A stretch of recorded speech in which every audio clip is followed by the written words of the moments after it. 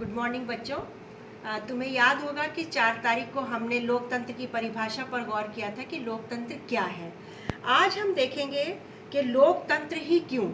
उस दिन हमने देखा था कि इसमें कानून का शासन होता है, लोकतंत्र में अधिकारों का सम्मान होता है, एक व्यक्ति एक वोट एक मोल होता है, स्वतंत्र और निष्पक्ष चुनाव प्रणाली होती है और चुने हुए नेताओं के द्वारा ही प्रमुख फैसले लिए जाते हैं। ये हमने उस दिन देखा था।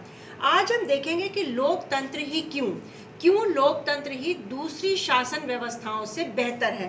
तो इसमें हम पहले लोकतंत्र की कमियां देखेंगे और उसके बाद हम उसकी कुछ अच्छाइयां या विशेषताएं, यानी कहने का मतलब यह है कि आज हम देखेंगे लोकतंत्र के विपक्ष में तर्क और लोकतंत्र के पक्ष में तर्क। तो पहले हम उसके विपक्ष में तर्क देखेंगे कि खिलाफत में क्या है। कुछ लोगों का ऐसा मानना है कि लोकतंत्र जो है वो सिर्फ देर करने वाला शासन है, या कह सकते हैं कि उसमें निर्णय देर से होते हैं, या कह सकते हैं कि उसमें विकल्प इतने होते हैं कि लोगों के पास चुनने का ही वो नहीं होता कि कैसे किसको चुने, लोगों को इतना मालूम नहीं होता। तो पहले हम लोकतंत्र के खिलाफ में तर्क देखेंगे, विपक्ष में देखेंगे कि लोग लोकतंत्र के खिलाफत में क्या बोलते हैं। लोगों का ये मानना है, कुछ लोग ऐसा मानते हैं कि लोकतंत्र में नेता बदलते रहते हैं, इससे अस्थिरता पैदा हो जाती है। यानी 5 साल के लिए कुछ नेता है, अगली बार अगर जनता को पसंद है तो नेता को हटा दिया और किसी और सरकार को लेके आ गए, तो अभी 5 साल, अगले 5 साल में कोई और, तो अस्थिरता पैदा हो जाती है देश में। फिर कुछ लोगों का ये मानना है कि लोकतंत्र का मतलब सिर्फ राजनीतिक लड़ाई और सत्ता हासिल करना है।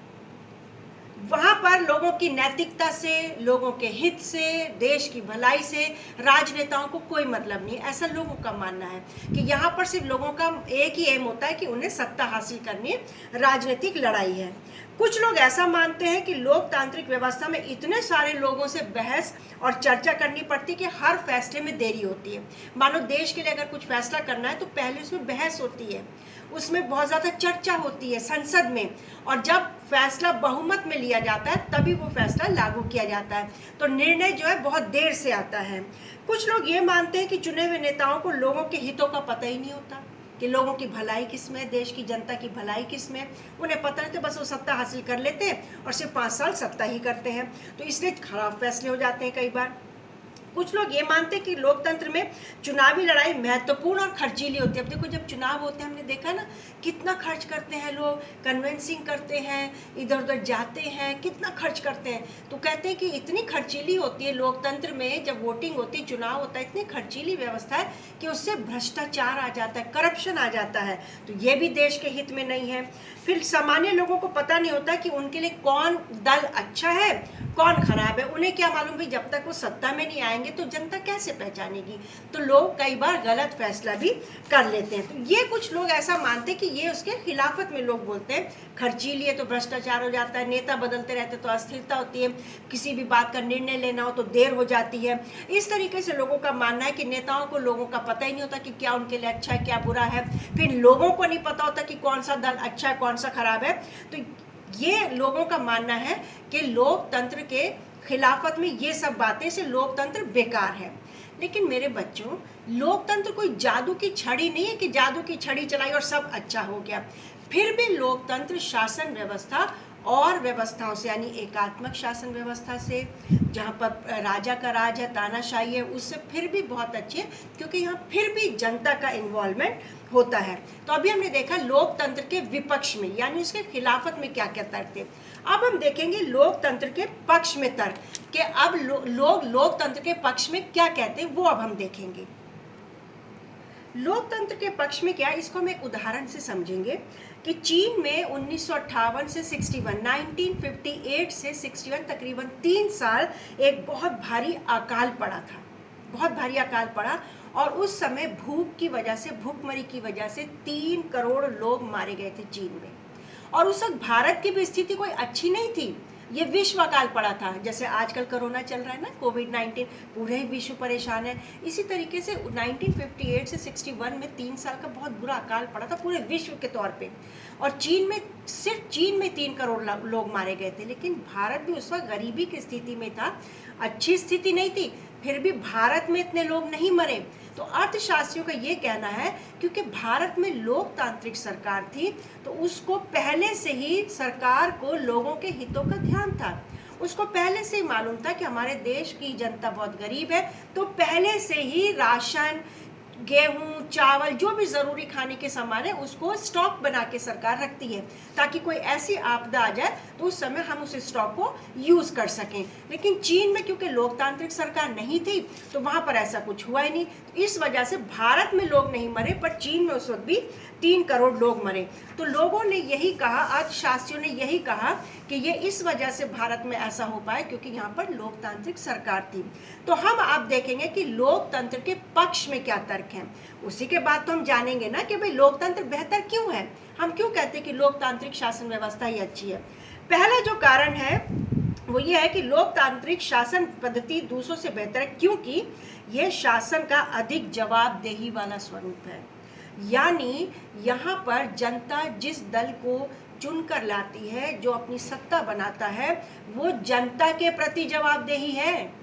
अगर कुछ गलत करेगा तो उसको जनता को जवाब देना है, और अगर वो कुछ गलत करेगा तो अगले 5 साल में जनता उसको सीट से उतार देगी। तो ये डर सत्ता में आने के बाद दल को रहता है कि उसे जनता के हित में ही काम करना, अदरवाइज 5 साल के बाद सरकार को हटा दिया जाएगा। तो इसलिए वो जो अपने मुख्य फैसले करते हैं वो जनता के हित को ही ध्यान में लेकर के करते हैं। फिर लोकतंत्र जो है बेहतर निर्णय लेने की संभावना बढ़ती है लोकतंत्र में। कैसे? संसद में हर दल, सत्ता दल के भी सदस्य होते हैं और विपक्ष दल के भी सदस्य होते हैं, और वहाँ पर कोई भी जब कानून नियम बनाया जाता है उसको लागू करने से पहले संसद में पास कराना ज़रूरी होता है, और पास 2/3 बहुमत से ही होता है। तो हमने ये देखा कि कोई भी निर्णय, कोई भी कानून, कोई भी नियम तब तक लागू नहीं होगा जब तक वो संसद में बहुमत से पास नहीं हो जाएगा, चाहे निर्णय में कितनी ही देर लगे, लेकिन निर्णय सही होगा, सटीक होगा और जनता के हक में होगा। तो ये दूसरी विशेषता देखी कि लोकतंत्र में निर्णय लेने में देरी तो होती है लेकिन निर्णय बेहतर आता है। तीसरा तर्क है लोकतंत्र मतभेदों और टकरावों को संभालने का तरीका भी उपलब्ध कराता है। यहाँ पर हम ये कह सकते हैं कि अल्पसंख्यकों को लिए कह सकते हैं, विभिन्न हमारे देश में जैसे बहुत सी भाषाएं बोलने वाले लोग रहते हैं, बहुत से धर्म के लोग हैं, बहुत सी जातियों के लोग हैं, तो सभी की ज़रूरतों का, सभी के हितों का ध्यान रखना ये सत्ता में बैठे लोगों को करना है। नहीं तो भाई वोट तो उन्होंने भी दिया है तो वो उनको उतार देंगे अगली बार। तो यहाँ पर ये है कि यहाँ पर मतभेदों और टकरावों को संभालने का एक अच्छा तरीका है कि यहाँ पर हर किसी के हित का ध्यान रखा जाता है, चाहे वो कोई भी धर्म हो, जाति हो, लिंग हो, कोई भी हो, भेदभाव नहीं होता है। एक समूह की पसंद दूसरे समूह की पसंद से टकराती है, कई बार 2 धर्म आपस में टकराते, 2 भाषाओं के लोग टकरा जाते, कई बार जातियां टकरा जाती हैं, दलित जाति, ब्राह्मण जाति, उच्च जाति, निम्न जाति, ये सब हम जानते हैं। तो ये सब जो है, तो हमने ये देखा कि लोकतंत्र में जो है मतभेदों और टकरावों को संभालने का एक अच्छा तरीका है, क्योंकि संसद में हर कोई बैठा है, वहाँ पे अल्पसंख्यक भी हैं और बहुसंख्यक नेता भी बैठे हैं, तो वहाँ पर सभी के उद्देश्यों का, सभी के हितों का ध्यान रखा जाता है। चौथा है लोकतंत्र नागरिकों का सम्मान बढ़ाता है, नागरिकों को इज्जत देता है। लोकतंत्र में ऐसा होता है, तभी तो वोट मिलती है। जो सत्ता में बैठी सरकार नागरिकों की इज्जत करेगी, नागरिकों का ध्यान रखेगी, तो अगली बार वो चुन के आएंगे, और नहीं रखेगी तो अगली बार नहीं चुन के आएंगे। तो ये सत्ता में बैठे लोगों को ध्यान रखना पड़ता है, देश की जनता की इज्जत का ध्यान रखना पड़ता है। फिर दूसरों से बेहतर क्यों है? क्योंकि इसमें हमें अपनी गलती ठीक करने का अवसर भी मिलता है। लोगों को, सत्ता में बैठे लोगों को, शासक दल को अपनी गलती सुधारने का अवसर भी मिलता है। उन्हें पता है अगर हमने कोई गलती की और अगर हमने उसको नहीं सुधारा और गलती करते जाएंगे तो अगले 5 साल में जनता हमें जब वोट आएगा तो हमें वोट देगी नहीं। तो इसका मतलब यह है कि शासक समूह अपना फैसला बदलने या शासक समूह को ही बदला जा सकता है। गैर लोकतांत्रिक सरकारों में ऐसा नहीं हो सकता, क्योंकि वहाँ तो गैर लोकतांत्रिक है, तानाशाही है, तो राजा का शासन है, उसको हटाना बहुत मुश्किल है। राजा है, एक दल है, द्विदल है, तो उनको हटाना मुश्किल है, लेकिन लोकतंत्र में हटाना आसान है। तो हमने ये देखा कि लोकतंत्र की कुछ विशेषताएं हमने देखी कि क्या क्या विशेषताएं उसमें हैं। तो अभी हमने देखा कि लोकतंत्र के विपक्ष में भी तर्क देखे और पक्ष में भी देखे, लेकिन फिर भी हम नतीजे पर इसी पे पहुंचते हैं कि एकात्मक शासन व्यवस्था हो, या जहाँ पर एक ही राजनीतिक सत्ता है, दल है, या द्विदलीय हो जहाँ पे दो ही दल हैं, या कोई तानाशाही हो, राजा का शासन हो, फिर भी लोकतंत्र बेहतर है। लेकिन हम ये भी कहेंगे कि लोकतंत्र जो है, इस जो अध्याय में हमने पढ़ा, कहीं भी हम किसी भी देश में ये नहीं कह सकते कि एक आदर्श लोकतंत्र है। कमियां घटियां हर सत्ता में है, हर राजनीतिक दल में, फिर भी लोकतंत्र बेहतर है। फिर भी लोकतंत्र बेहतर है क्योंकि जनता के हाथ में बहुत कुछ है। अगर 5 साल जनता को कोई सरकार तंग करती है तो अगले 5 साल में उसको हटा दिया जाता है। ये भी सरकार को डर रहता है, तो वो जनता के हित में ही काम करती है। फिर भी लोकतंत्र बेहतर है, लेकिन आदर्श लोकतंत्र किसी भी देश में नहीं है। हर देश में अपनी कमियां हैं। कहने को हम सब लोकतंत्र कहते हैं, हम भी अपने देश को लोकतंत्र कहते हैं, लेकिन बहुत सी कमियां हमारे देश में भी हैं। बहुत से देश ऐसे जहाँ पर लोकतंत्र चुनाव होता है, लेकिन बहुत सी कमियां वहाँ पर भी हैं। तो इसलिए हम ये कह सकते हैं कि आदर्श लोकतंत्र किसी भी देश में नहीं है।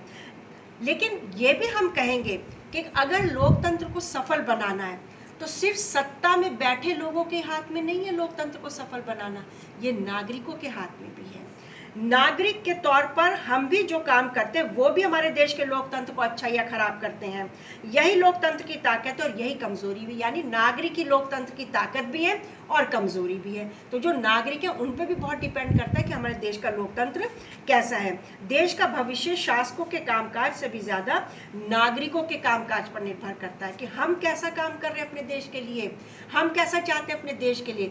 तो एक नागरिक होने के नाते हमारे भी कुछ उद्देश्य हैं, हमारे भी कुछ कर्तव्य, हमारी भी कुछ ड्यूटी सिर्फ सत्ता में बैठे लोगों की ही नहीं है, हमें भी कुछ करना अपने देश के लोकतंत्र को बेहतर बनाने के लिए।